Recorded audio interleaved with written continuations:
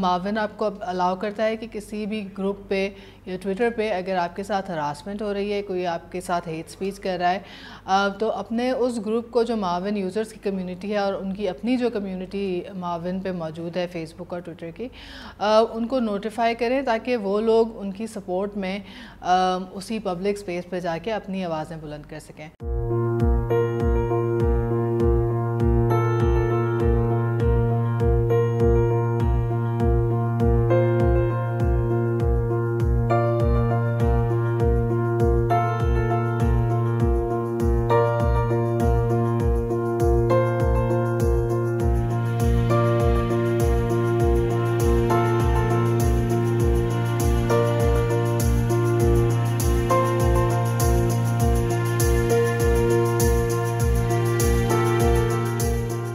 दोनों ही जेंडर्स के लिए कोई ना कोई बैरियर है। ख़वातीन इंगेज इसलिए नहीं करना चाहती कि सपोर्ट नहीं है, और मर्द पाकिस्तानी सोसाइटी में इसलिए इंगेज नहीं करना चाहते कि एडमिट करना कि उनके साथ हरासमेंट हो रही है वो कहीं ना कहीं मैस्कुलिनिटी और ईगो के साथ भी क्लैशेस आते हैं। तो ये इश्यूज़ के ऊपर एक डिस्कशन जनरेट करना भी मकसद है।